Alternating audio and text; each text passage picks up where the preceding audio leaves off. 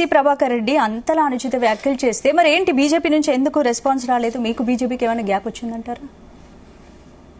నాకు బీజేపీకే కాదండి, బీజేపీలో పనిచేసే చాలా మందికి బీజేపీకి చాలా గ్యాప్ ఉంటుంది.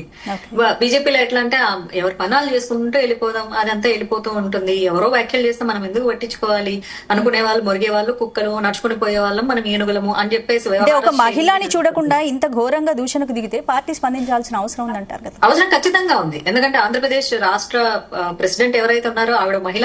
మీలాంటి మీడియా వాళ్ళు కూడా ఖచ్చితంగా స్పందించాలి. అప్పుడే రోషం పౌరుషం మరి ఆంధ్ర బీజేపీ వాళ్ళకి వస్తుంది. కనీసం బీజేపీ మహిళా మోర్చా కూడా స్పందించకపోవడం స్పందించరండి, వాళ్ళు స్పందించరు. నేను చెప్తున్నా, వాళ్ళకి స్పందనలు లేవు. ఆ స్పందనలు తుప్పు అని ఉమ్మేసినా సరే మొహం మీద తుడిచేసుకొని పోతారు. అది నేనే చెప్తున్నాను కదా, నేను ప్రౌడ్ బీజేపీ కార్యకర్త. అందుకే నన్ను నేను స్వయం కార్యకర్తగా ప్రకటించుకున్నా. సహజంగా ఆర్ఎస్ఎస్ లో స్వయం సేవకులు ఉంటారనమాట, ఎవరెవరిని జాయిన్ చేసుకోనక్కర్లేదు. సో బీజేపీ నేను ఆరెంజ్ కండువా కప్పుకొని ఎమ్మెల్యేగా కంటెస్ట్ చేసిన కారణంగా నేను బీజేపీ అయినప్పటికీ స్వయం కార్యకర్తగా నేను ప్రకటించుకున్నా. బీజేపీ వాళ్ళు నా వెనకుంటారు, పక్కన వీళ్ళెవరో ఉంటారని నేను ఏది మాట్లాడను. నాకేం నచ్చితే నేను అదే మాట్లాడతాను. నేను బీజేపీ కార్యకర్తను కాదు అని చెప్పే దమ్ము ధైర్యం కూడా బీజేపీ వాళ్ళకి లేదు. నేను పక్కన వాళ్ళని తిట్టలేను కాబట్టి నా సొంత పార్టీ వాళ్ళని తిట్టుకుంటాను. ఎందుకంటే నా కుటుంబం వాళ్ళని నేను తిట్టుకుంటానన్న కనీసం రోషం వస్తుందని చెప్పేసి నా ఫీలింగ్. అంటే అసలు వివాదం ఎక్కడ ప్రారంభమైంది? డిసెంబర్ 31 పార్టీని మీరెందుకు వ్యతిరేకించినట్టు?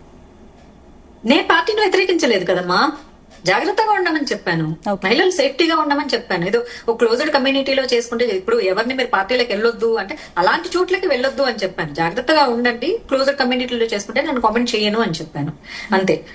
చాలా మంది నా మీద కేసు పెట్టే ఆవిడ ఏదో సనాతన ధర్మం అది ఇది అనేది. మరి సనాతన ధర్మాన్ని సంకనాకించే ఈ న్యూ ఇయర్ పార్టీలు దేనికి నిదర్శనమో మరి వాళ్ళే చెప్పాలి.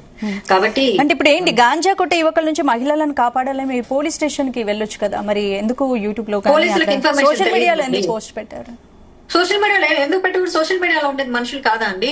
సోషల్ మీడియాలో ఆత్మలు అంతరాత్మలు ఏమన్నా తిరుగుతూ ఉన్నాయా? ఇదేమన్నా పూర్వకాల డైరెక్ట్ పోలీస్ స్టేషన్ కి వెళ్ళి చెప్పే ఛాన్స్ ఉంది కదా.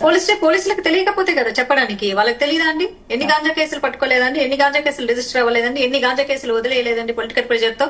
ఓకే, పోలీసులు అసహాయత, నిస్సహాయత, పాపం అసహాయత కాదు, నిస్సహాయత. వాళ్ళు ఏమీ చేయలేని హెల్ప్లెస్ సిచ్యువేషన్ లో పొలిటికల్ లీడర్స్ అండలకి లొంగి వాళ్ళ బతుకుల కోసం, వాళ్ళ కడుపు కూటి కోసం ఎన్ని గాంజా కేసులు వదిలేయలేదండి. వాళ్ళకి తెలియదా? ఏ ఊర్లో లేరా అండి గాంజా తీసుకునేవారు? అసలు తాడిపత్రి మొత్తంలో లేరా? నాకు ఇన్ఫర్మేషన్ ఇచ్చిన వాళ్ళు కూడా తాడిపత్రి యువతే కదా.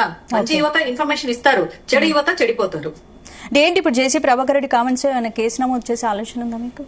ఏమండి, నేనైతే ఉమెన్ కమిషన్ కి డైరెక్ట్ రిపోర్ట్ చేద్దాం అనుకుంటున్నాను. మరి ఆంధ్రప్రదేశ్ గవర్నమెంట్ వచ్చేసేసి ఈ అనిల్ కుమార్ అని, నాని అని, ఇంకెవరో అని చెప్పేసి ఇలా మహిళల మీద బూతులు మాట్లాడారు అని చెప్పేసి వాళ్ళ మీద మరి అన్ని కేసులు నమోదు చేస్తున్నప్పుడు తన సొంత పార్టీలో ఉన్న వ్యక్తి, ఒక సీనియర్ పాలిటీషియన్, ఎక్స్ ఎమ్మెల్యే, ఒక ఎమ్మెల్యే గారి ఫాదర్ మరి ఇంత అనుచితమైన వ్యాఖ్యలు చేస్తున్నప్పుడు మొత్తం వ్యవహారంలో బీజేపీ పార్టీ మీకు మద్దతు ఇచ్చింది అనుకుంటున్నారా? బీజేపీ నేతలు ఎవరైనా మీతో ఫోన్ లో మాట్లాడారా? ఎవరు మాట్లాడలేదండి. నాకు చెప్తున్నాను కదా, నేను ఎప్పుడు ఒంటరిగానే పోరాటం చేస్తాను. అంద ఓన్లీ వన్. నాకు ఎవరు సపోర్ట్ చేయాల్సిన అవసరం లేదండి.